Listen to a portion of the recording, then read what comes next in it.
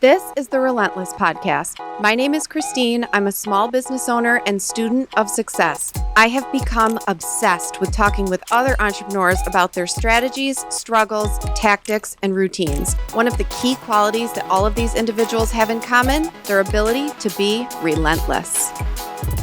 Hello, and welcome to another episode of the Relentless podcast. I'm Christine Van Duzen.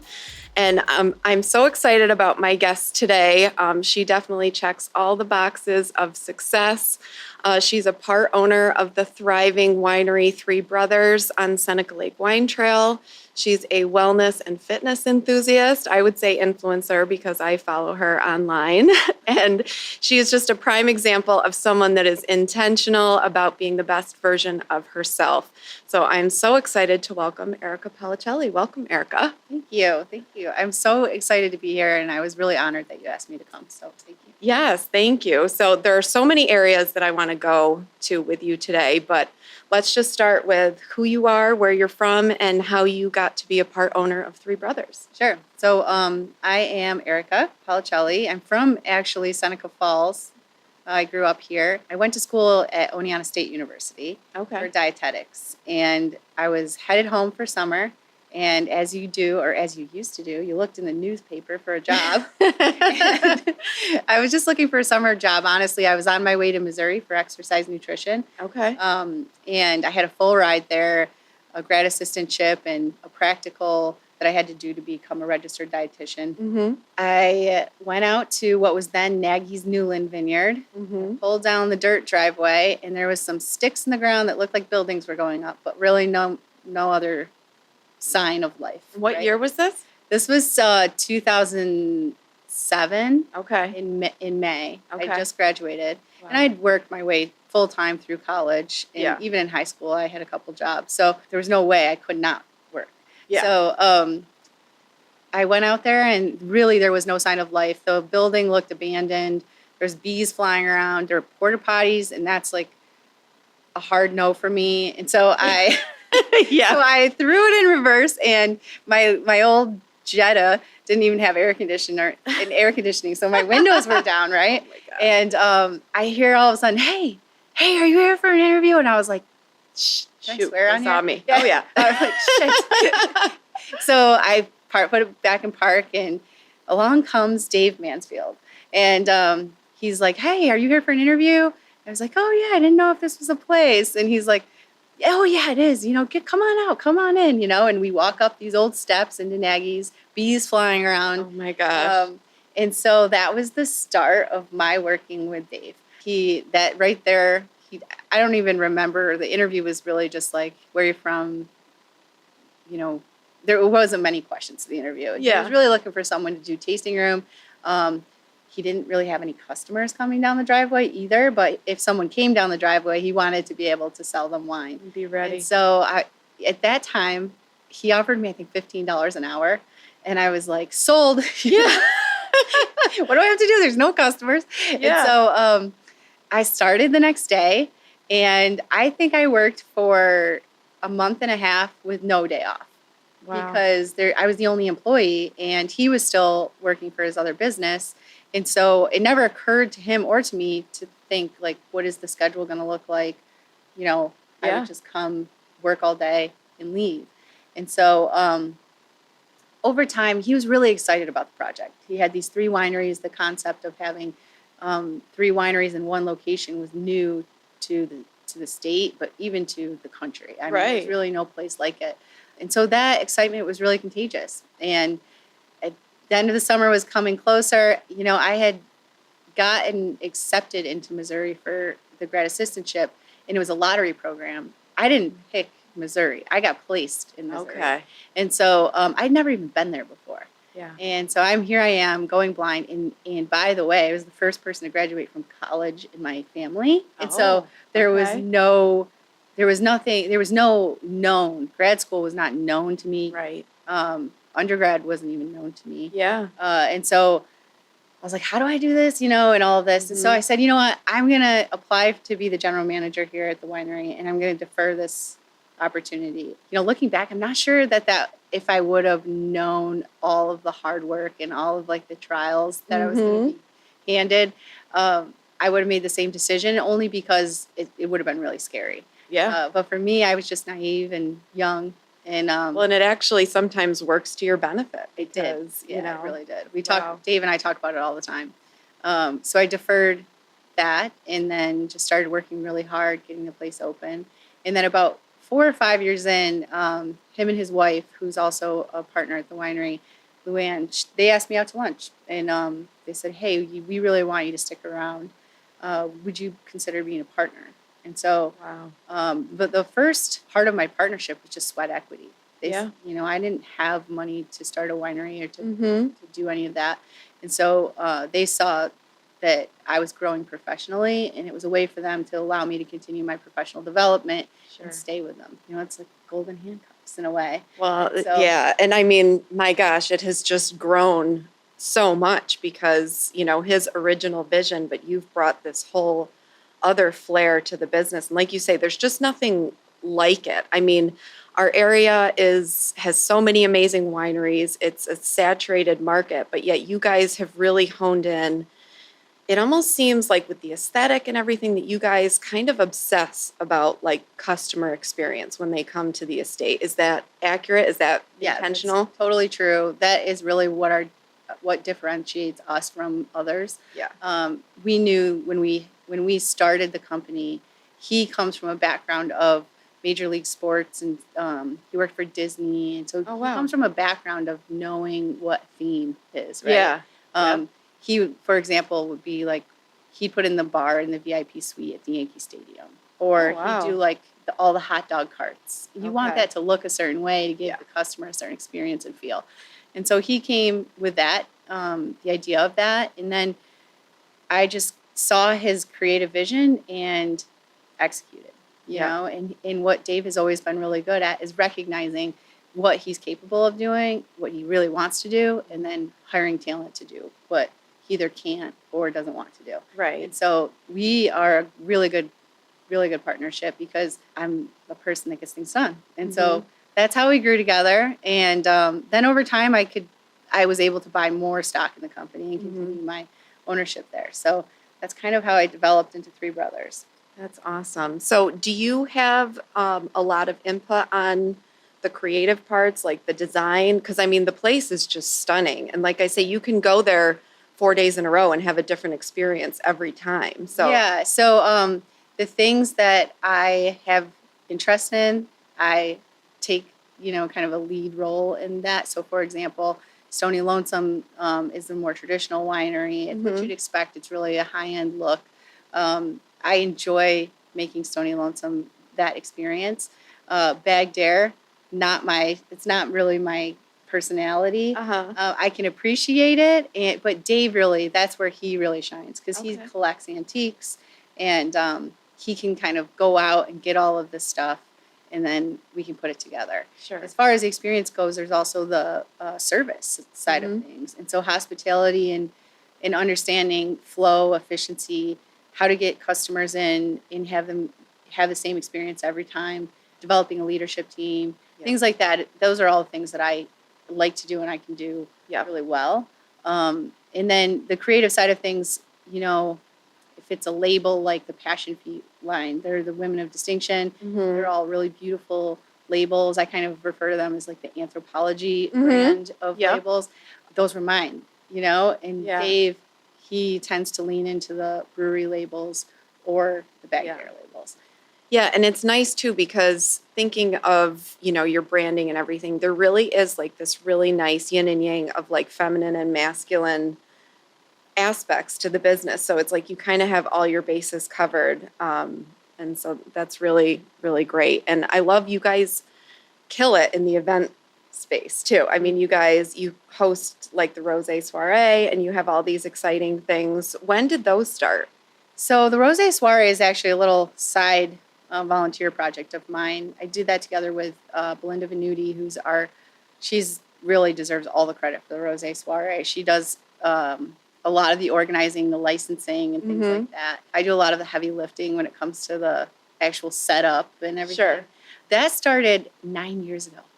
Really? It's a fundraiser. She will kill me if I say the wrong amount of money. I know we've raised over $50,000 for local community organizations. Wow. It could be closer to 70, but I don't want to misquote myself. And that's just a separate thing, kind of giving back to the community. Geneva Community Projects is an organization I'm involved with, or was involved with. I just stepped off that board after years of service last year. And so that's kind of something that we were just sitting around saying, the region is known for Riesling. Mm-hmm. What else can we do? And dry rosé made perfect sense. Yeah. So we made it into a fundraiser, and it's been really fun and successful. It sells out like immediately. Yeah, people get so excited about it. And, with that and with everything, I feel like you guys have always kind of been like just that one step before the big trend. Because, like it was maybe 5 years ago, it was like rosé was everywhere. And so you guys were in there first, and it just seems like that's a theme. So do you try to stay on top of just like culture trends and try to integrate that? Is it? Yeah, I think it comes naturally with just the diversity on our team. Mm-hmm. And so, like for example, right now we have a marketing person. She's in her mid 20s, mm-hmm. and then you have me, who's 39. You have Dave, who's reaching towards 60, and so you have this big difference in ages and knowledge. And so I think that with that comes the opportunity to see what's interesting to everybody. Yeah. And so we have a very diverse team, and that really helps. Also being collaborative in that space. Mm-hmm. So people know that work on our team, like, I have this idea, let's see what we can do with it. Mm-hmm. So that setting allows us to kind of stay on top of things, I think, more than anything else. Sure. And we just constantly are talking about, like, what's next? How can we be creative? Yeah. And we're in the industry, we're always launching new products. And so with that, you kind of have to keep thinking, like, what's mm-hmm. happening right now that this can tie in with? How can we promote this? Sure. How can we keep it relevant? Yeah. I mean, that's so important in any line of work when you're in business, to stay on top of trends, be creative, see what, the market's saying, and pivot. And obviously one of the biggest times to pivot was during the pandemic, when COVID came around. And it was so challenging in every industry, but I would imagine in the tasting and hospitality business, it was especially difficult. What was that like? Well, in March, when we first got the news that we'd have to close our tasting rooms, there was just a lot of fear and a lot of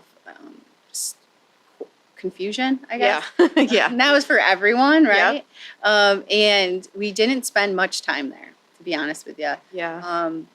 We decided, well, this is what we can do. Mm-hmm. We were considered an essential business, mm-hmm. So we could still distribute. Okay. We could do to-go because we were tied mm-hmm. in with the restaurant stuff. And so we opened up shipping at that time of COVID, we only had shipping in like 5 states. Okay. And so we opened up shipping to like 27 states. With alcohol, you have to have certain licensing for every state. And so we just got to work. We turned one of our tasting rooms into a complete shipping warehouse. So pallets of cardboard, figuring out how to efficiently package things. We kept our marketing person on intentionally so that she could do the back end of the website and make sure that everything was working properly and answer customer service stuff. And so we did a major pivot, and we just kind of stayed in that direction until we got the news that we were going to be able to open up again. Mm-hmm. And then we moved directions again. I think that it was challenging, but there's a lot of silver linings that came along with the whole experience. And one of them being, we don't take limos or buses on the property anymore. Mm. We used to take 1,500 people before 1 o'clock, and it was wild. Yeah. And it wasn't really that much fun for any of the staff. Yeah. And so we were able to see, for years and years leading up to that time, I would always do an analysis and say, we can't make it. Financially, we can't make this work. This place is too big. It was built for people. We need people. Yeah. And so it was always like, we need those limos and buses to come in every Saturday and Sunday. And that's just that's the business we're in. And so with COVID, we were allowed to step back. And then when we were reopening, we couldn't accept limos or buses because we had other rules. You had to be seated. You had to have 5 feet distance. You were at 50% capacity. Mm-hmm. All of these rules made it so that we couldn't have limos and buses. Right. So now we had this opportunity, not knowing then, we had this opportunity to see, like, how this is going to work. Right. And in 2020 and 2021, we had the biggest years we've ever had. Wow. Without limos and buses. And so looking back, we wouldn't have had the courage to stop doing that because at that time we were 1,500 people every Saturday, nonstop, you know. And if you do the math, it doesn't equate. Right? Yeah. So that was a kind of a silver lining with COVID, and one that I'm happy to say is still relevant. You know, we still don't take limos and buses. Our tasting rooms are full every weekend. The world keeps turning. Yep. You know? So, and our staff is much happier with the way service goes. Yeah. Well, and keeping staff happy and not getting to a place of burnout is so important if you want to keep good people and have loyalty. Now, do you still do a lot of shipping post-COVID? Is that we do? Yeah. So it's dipped a bit.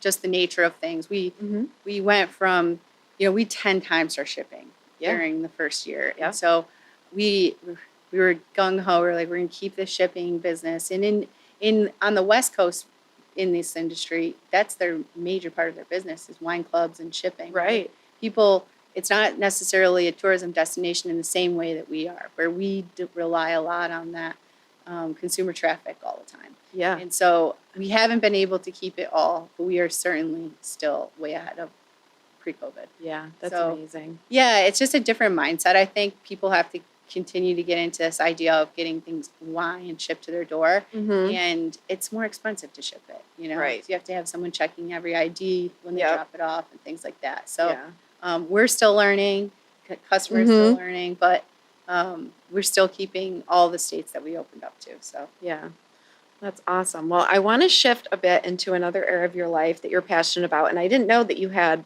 actually schooling as this background, but your health and your wellness is a big focus in your life. And so this is something that you've always been interested in and tried to incorporate? Yeah, definitely. I mean, I guess it's kind of started in college is when I really started to understand the power of having some kind of fitness in my daily routine. At that point, it looked like a lot of like grinding it out and running and doing real high intensity stuff. And then when I went to Oneana and had access to a gym more frequently, I started learning more about like lifting weights and things like that. And that's where I really got into feeling really good and understanding the power that it could have in my life. And since then, I've really just been doing it, you know. As far as fitness goes right now, and since COVID, this happened during COVID, I got really into kettlebells. And so I do a lot with kettlebells and have for the last few years. It really has changed my life. The kettlebells are an incredible tool. And it's changed my body, which is just kind of a side effect, which I really enjoy, but it's really changed my mobility and my overall, you know, fitness ability, which is crazy to say as I get older that I'm stronger and more flexible and more mobile and stable. And so kettlebells has really done that for me.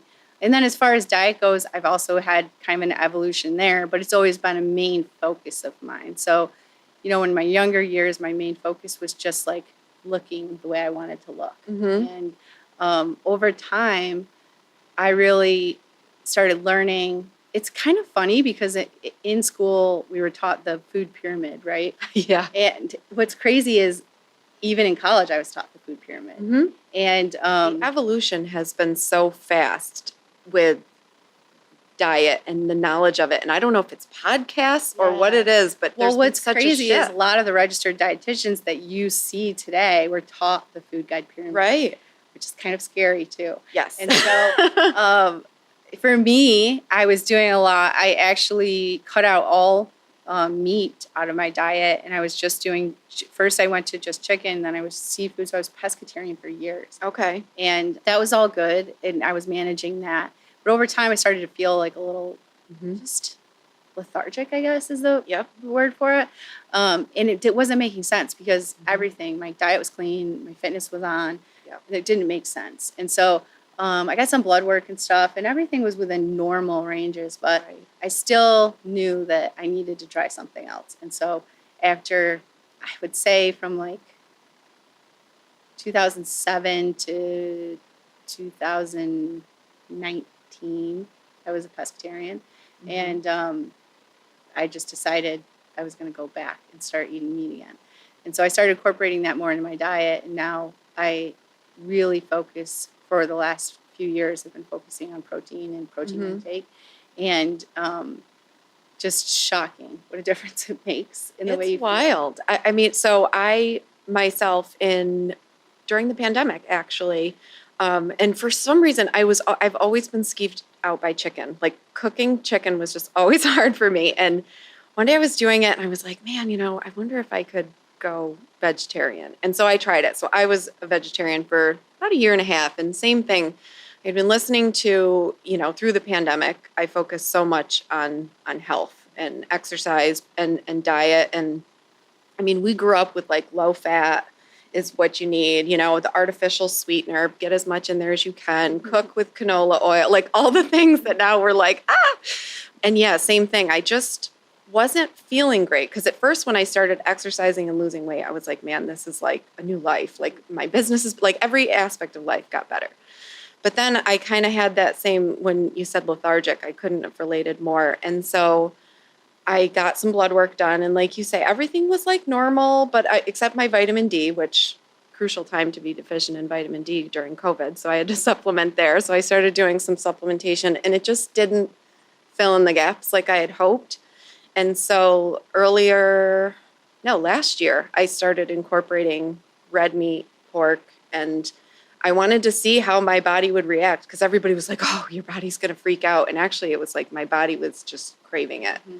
And it worked so much better. And so what would you say, like I say, I noticed such an improvement in all aspects of my life. Do you think that your routines with fitness and your discipline and everything, does that correlate with your success in business? Does that help you? Oh, yeah, for sure. I can't necessarily say, because it's always been a priority of mine, and so I can't necessarily say that I know what it's like when I don't prioritize it. Mm-hmm. But I think that because I've set that as a priority right from the beginning, that that has helped me throughout my career just continue to stay. And it almost is just like the steady state, Yeah. It helps manage stress when I'm stressed. Mm-hmm. A lot of times my husband will be like, did you work out today?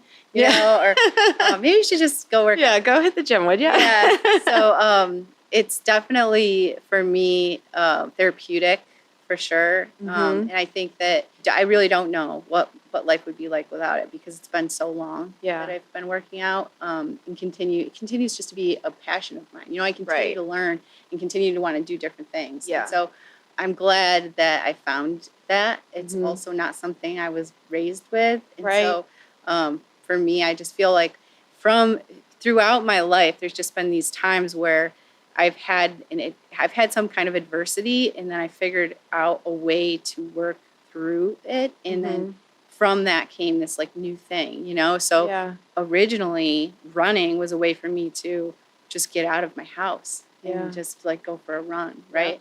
When that in high school, and so for me, little did I know I was teaching myself that that was a relief from anxiety and stress. Yeah. And so. I think a good tool, like a positive thing, is, a lot of people reach for negative habits. And that's true too. So, I certainly, as any kid does, experiment with different things. And you notice like, okay, I feel really good after I go for a run. And I don't feel so good after I'm like drinking all night. Yeah. And so you figure things out that way. And as you continue to layer in these good habits, then you have this foundation as the kind of launching pad for more. And so I do think that everything I do as far as my morning routine and my evening routine, and prioritizing sleep and fitness and diet, all of that does make me a better professional. Yeah. For sure. But I can't say what would change it because it's been so long. Yeah. Well, I've lived both lives for sure. I was diagnosed with a medical issue back in 2015. And I was told that I was going to have to go on disability. And I was looking at all these surgeries and medications. And so for the first few years, I kind of just accepted that route. And I was like, okay, this is what the professional, not the disability. That's the whole reason I started my business. But I really became the most sedentary that I had in my whole life. And between that and the medications, I had put on 100 pounds in a couple of years. And it was terrible. And I just remembered the energy being so low. And I mean, even now to this day, like when people will ask, how did you lose weight? How did you do this? And they're like, I just don't have the energy. And I'm just like, you don't understand. That's how I get energy is the exercise. Yeah. Like, So what was the turning that, point for you? I think I just got fed up with, number one, I felt like my illness had just become my identity more than anything else. And we carry clothes at my store, and I couldn't wear most of them. And it was almost like a little bit of a vanity thing where it was like, at the time I was 30, and I'm like, this is the time in my life where I'm supposed to feel the best about myself, and I don't. I should be, thriving in my business and be excited about it. And I'm not. And it was like, I was excited about certain things, but I just knew that there was more that I could be doing and that I wanted to do. It was important to me to look and feel good and represent the brand. And so I just kind of had it. And then during COVID, especially, I dealt with my anxiety. I'm like, I'm going to go walk. I'm going to go walk. And I would walk for like 5 miles. And I just started feeling really good. And it was like, wait a minute, my doctors told me don't do squats. That puts too much pressure on your pelvic floor. Like, don't do this motion. It's too much. And it was, I had to kind of go through this journey and kind of diagnose myself, my own new treatment plan and say, medicine is wonderful and it has a great place, but things like taking care of yourself and being active and staying in motion when you are prone to inflammation, it's just so much more healing. And so everything has changed. My condition's gotten better. My business has gotten better. I still deal with like anxiety and depression, but exercise is my outlet for that too. And like you said, when your husband's like, have you worked out today? Because I mean, I am a real bitch if I don't do something. And I always say, like in the morning, my anxiety, my cortisol is so high, and it's almost like I have to burn it off a little bit. I have to get that out before I can be in a place to go into work and be hit with, a million different things. Right. Yeah. Exercise is really, it is medicine. Yeah. And people don't realize it. They want to take the pill because exercise is the harder thing to do. Yep. But exercise doesn't have to look like what I do. It doesn't have to look like right. what you do. It could just be walking. I started just walking. And just taking that very first step is what people have so much trouble with. Yeah. There's books and books about it, and still people can't figure out just I know. put on their shoes, or do whatever. But without my health, as a professional and just as like a person who wants to live a really full, vibrant life, I wouldn't be able to do any of it. Yeah. And so firsthand that without your health, nothing else matters. Yeah. And I think that people, it's one of my life's purpose is to get people to think about it in that way, because I see people day in and day out walking around as if it's not going to happen to them. They're smoking cigarettes. Well, that's not going to affect me. Yeah. Or I'm, an alcoholic and I'm drinking all day, every single day. And that's not going to have any effect on me. It's not going to happen to me. Right. And it's like, it is. Everyone here, no one here is making it out alive. Yeah. And so what do you want your life to look like? And I just think it's just really sad that people are going in and day out and just not taking more agency over the everyday actions. Yeah. And so even though we're talking about just exercise, it's like, it's not just exercise. Right. It's your health and it's how you can live your life. We're all only going to get a set number of years. Yeah. And so it's something I really feel really passionate about. And that's why I always am talking about it online on my social platforms, because I think it's something that people don't think about in that way, right? It's such a shift in the conversation too, because I mean, there's still this like kind of counter narrative of like, oh, gotta go to the gym, like I gotta go do this, as if it's like this dreadful thing. And that's kind of, people look at it almost as like a punishment, like, well, I have to work out because I don't eat well, or I have to work out because, and it's like, you bring this energy and this excitement to it of like, okay, this is filling my cup. This is like completing. I get to be strong. I get to do all of this stuff. Yeah. And I get to continue to grow my strength, right? Yeah. And so for me, it's really important that when I'm 70, I can still go on hikes. I can still climb stairs. I can get up off the floor without assistance. Yeah. There are things that I want to be able to do. And so as I age, I think about that stuff a little bit differently. I'm not grinding to get this perfect physique that, for some reason I thought would make me happy. I'm doing things that will make me feel good in my body and feel good every day. Yeah. I don't want to go through day in and day out feeling lethargic. I don't want to go through feeling weak. I don't want my back to hurt. I don't want these things that people live with. Yeah. And so all of these decisions that I make that are seemingly small to me that I've built into my day, they really add up. And so I think that there are small little things, and people that do nothing, like they have the biggest opportunity, right? And so if they just do these little tweaks that are very simple to add into days, then they can see huge results from it. Yeah.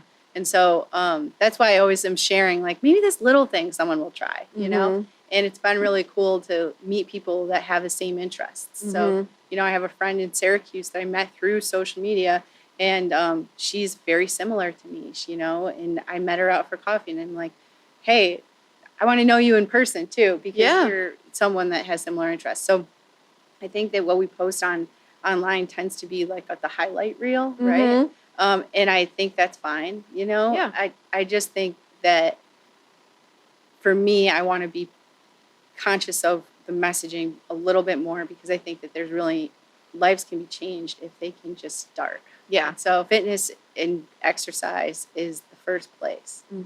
We all know people who can't do things because they have like a bad back or whatever. Yeah. And taking agency, like you said, the health industry is great. But you have to do your own research, and you have to be your own advocate. And so your story is really powerful, because you didn't just say, I'm not going to do this stuff. Right. You're saying, what can I do? Well, and because, it took me also, and actually COVID illuminated a lot of this for me too, is that, doctors are so knowledgeable in a certain lane. And I think that, over the last decade or so, there has been more of a holistic approach in not just prescribing a medication, but also maybe chiropractic or acupuncture, but exercise doesn't always enter into that conversation. And like I say, for me, it was almost restrictive, and we put so much faith. I had a wonderful surgeon, but his expertise was surgery and that realm of treatment. And I wish at the time, going into the illness, that I didn't read the pamphlets and see what was coming down the line for me, because it was fucking terrifying. I mean, it basically was like mapping out this horrible life. And, I just wish that at the time I had the access to podcasts and different things that I do now, where I can say, okay, this is great, and I trust my doctor on this, but let me just try this my way for a little bit and see what happens. And it ends up meeting somewhere in the middle, where it's kind of just a good combination. And I think that's different for everyone, but I just think it's great. And you and Monica Leslie are going to be hosting a retreat coming up. To try to introduce some people to some wellness. So what's that about? For years, we've been talking about doing something like this. Monica is just a brilliant person in the health industry. She's a physical therapist, but she's also got all kinds of other letters in her name. I have no idea what they mean. And she's a good friend of mine. And so she's one of those people that, I really truly believe that when you surround yourself with people who are encouraging you to level up and have the same values as you do, that you continue to rise together. Yeah. And Monica is one of those people in my circle. Right. And so she's always one willing to have a conversation that's a little bit deeper, and one that's willing to see things in a different light, and to challenge when things need to be challenged. And so even though she lives on the other side of the country, we've been to retreats together. And the latest one that we went to was a meditation retreat. It was a breath work retreat and meditation. And it was a great retreat. But there were so many times when I kept saying, the hospitality side of me kept saying, like, this could be better. The food could be better. What is up with this? Where is this thing, And so I had like a lot of these ideas about the experience. Yeah. So we talked about it, and we kept talking about it. And she's like, someday, we're going to do something. And one day I was just driving home. There was a period of time when I was going to this kettlebell gym that was in Rochester. And so I'd get up really early, drive 45 minutes, do an hour workout, drive 45 minutes back. So I had like this twice a week in the morning. I had this time where I was like constantly thinking. And I just sent her a voice memo one day. It was like probably 7:00 her time. And I said, let's do it. I just want to do a retreat. I want to create a community here. I was feeling, and I still feel like, you know, we have a lot of great things going for us in the region. I think, you know, there's just, I'm not saying anything bad about it at all. But what I do think is that there's a lot of opportunity for community to grow with like-minded individuals. Yeah.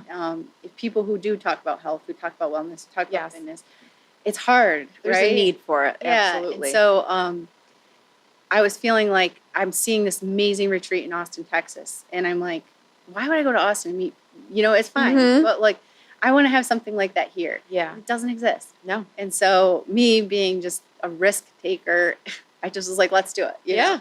And so Monica's a little bit more thoughtful about things. So she kind of just keeps me like, you know, brings me to earth a little bit more. But I have these ideas of making this a continual thing where it's not, you know, our first retreat is focused on habits and well-being, and it's an overarching community kind of launch. But we're talking about multiple retreats. And, you know, someday I'd really like to have a brick and mortar where it's more of a meeting ground where I feel like a lot of times when you meet people, you're like, okay, let's go get dinner and drinks.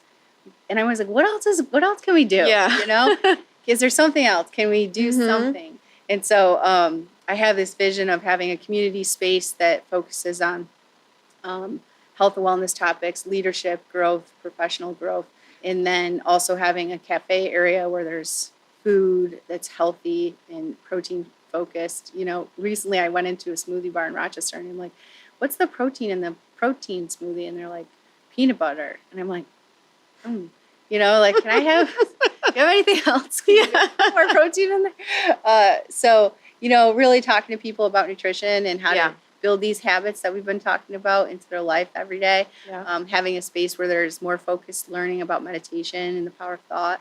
That's kind of where all of this is going. Monica was gracious enough to say, like, I'll do this with you, you know. So she's definitely in for the Synergy retreat that we're having in September.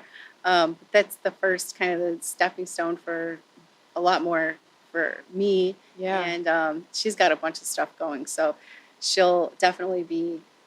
She is kind of the star of the retreat. You know, she brings a lot. She's just got a lot of knowledge. And so she'll be talking a lot about all of the things that she's been doing over the years, just learning. So it's going to be a fun time. We also have industry experts from this area that I've collected.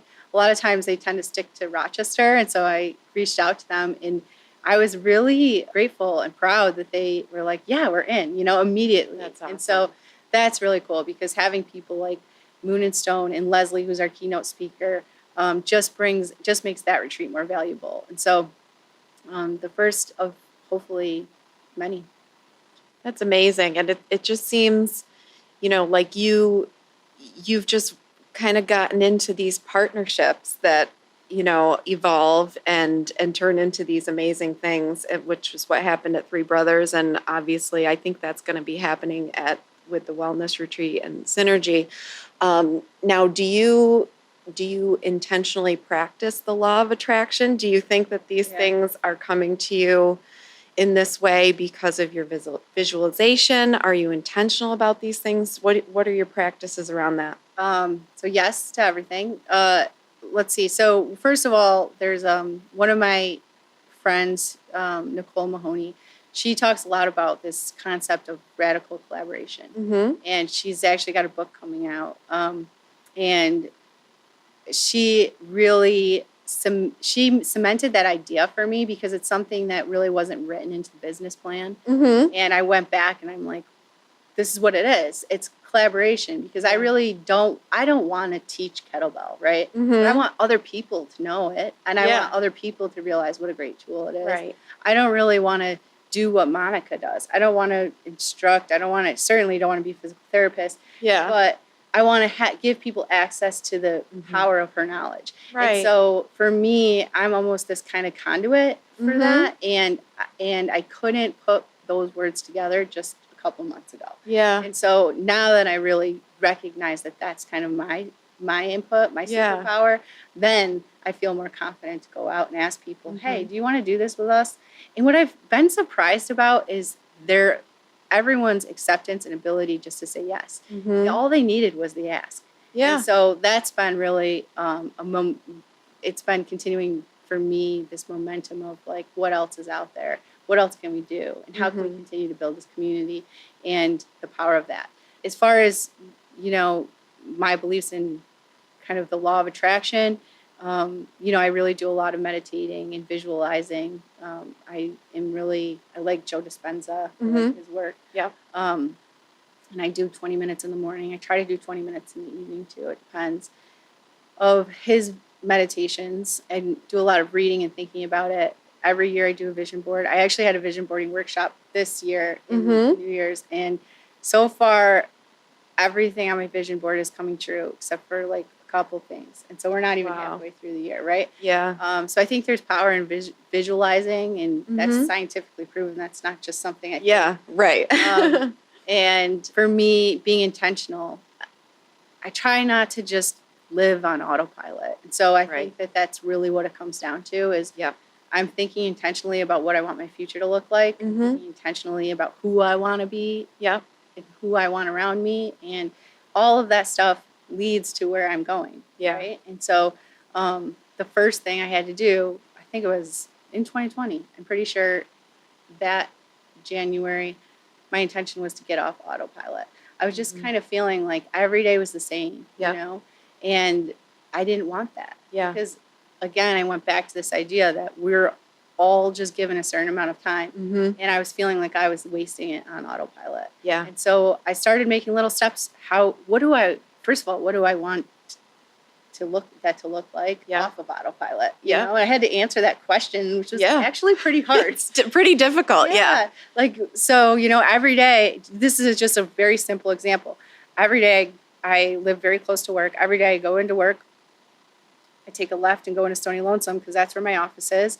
And I unlock the door. I go up into my office, click on my computer, and start answering emails.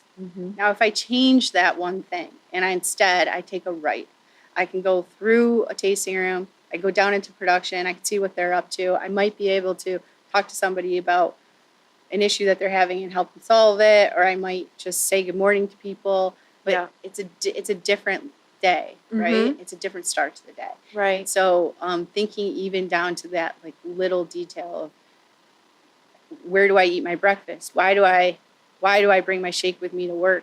What am I in such a hurry for? What would happen if I stayed and did something different? How do I wake up? All of those things are things that I continuously think about. And then even have to reset. Like, it's so easy just to get up and pick up your phone, start scrolling, Yes. And so what's the book that I'm reading? What am I thinking? What am I working on? What meditation am I doing? Yeah. It's all intentional. And even for me, even today, I was like, got up in the morning and I just thought to myself, I don't know why I thought this, because I love meditating. It's like something I like to do. In my mind, I'm visualizing myself. I have all my dreams, everything I want. Who doesn't want to live there, Yeah. But I'm still like, I don't want to really do that today. And so like, why? But because I've set it up so that I put my feet on the ground and walk over to this little chair, which is kind of where I do my meditating, there's no other option for me, right? So as long as I get there, then I start. Yeah. And so, I think that all those little steps, all the little tiny little changes are what are important for people. Yeah. I feel like so many people get caught in that.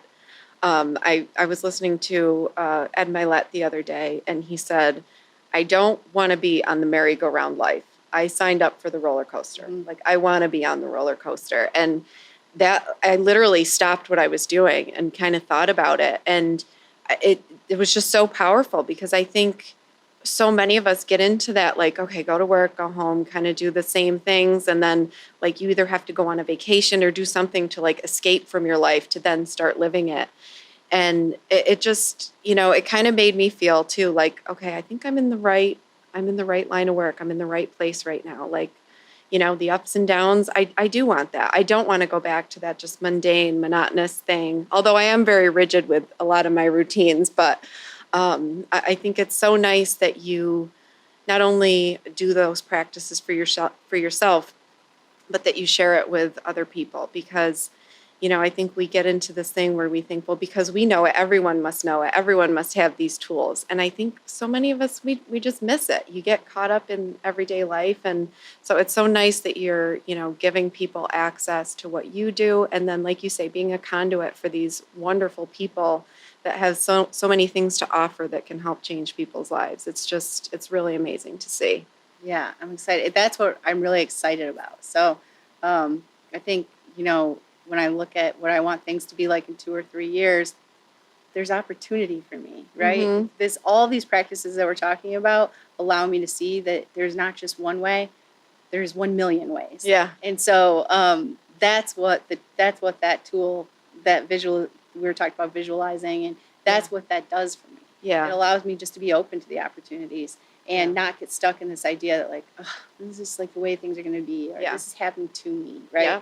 And so I do use all of those tools just to continue my mental resilience, I guess. And when people, often they'll see me like, how are you, the winery can be chaotic, right? Yeah. And a lot of times people will say, how are you so calm? And I'm like, it's a practice. Yeah. It's a practice being calm. Yeah. It's also an understanding and knowing that like the day's going to end, Yeah. right? And things are going to be okay. Yeah. And so all of these things that I do are all in this idea of like living a full life and living kind of on my own terms and as much of control that I can have over, circumstances. So if people could do just one thing solidly, if they could figure out how to listen to all those voices inside their head and kind of get that under control a little bit, that would be like life-changing for most people. Yeah. And to know too that like none of us are getting straight A's in this. Like we're all works in progress.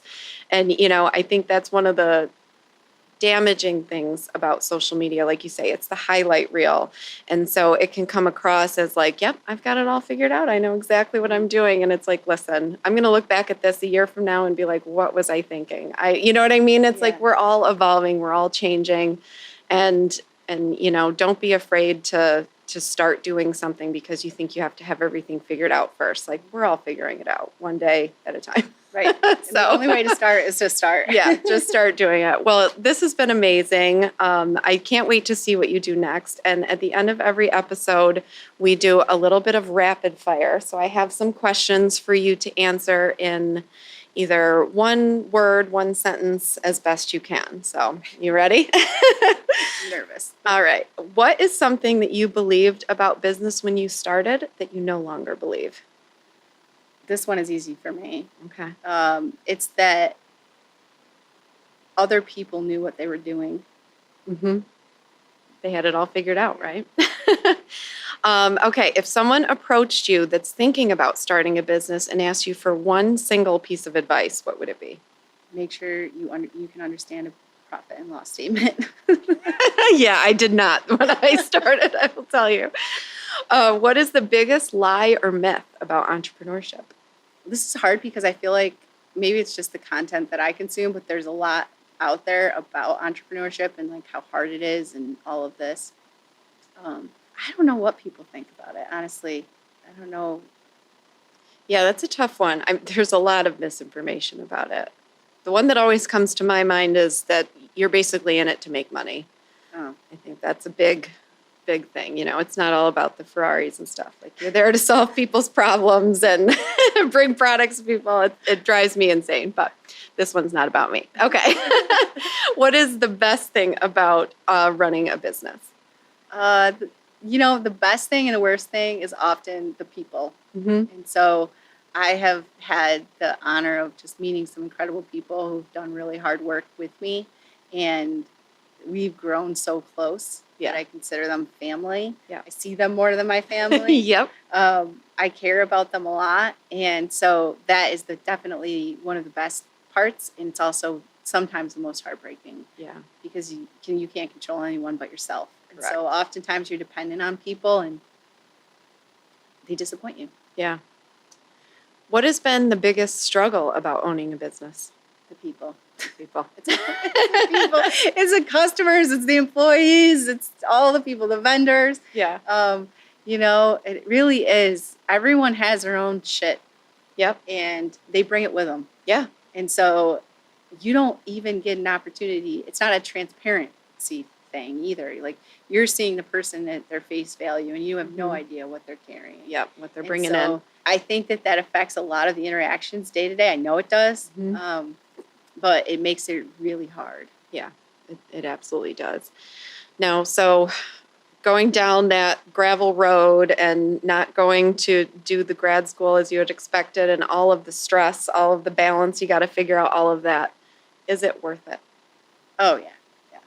Happy you made that choice? Yeah, I can't complain. I mean, I think that I have confidence that whatever I decided to do, I would be good at it. Yeah. I think that's fair to say. Yeah. I just feel that I'm a hardworking person, and work ethic is something that, gets you far. Yeah.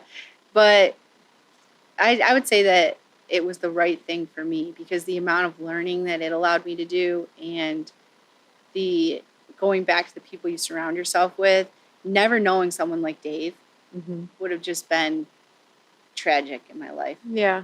He was so supportive, and continues to be, and he showed me a different way to live that I never had experienced before. Coming from really nothing. Yeah. And seeing someone who had success and who built success from the ground up was the biggest gift.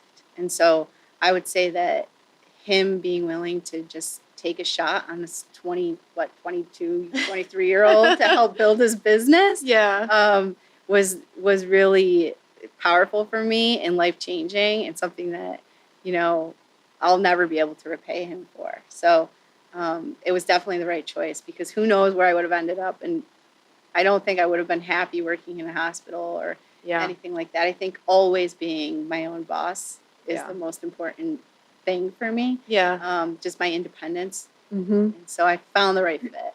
Everything worked out.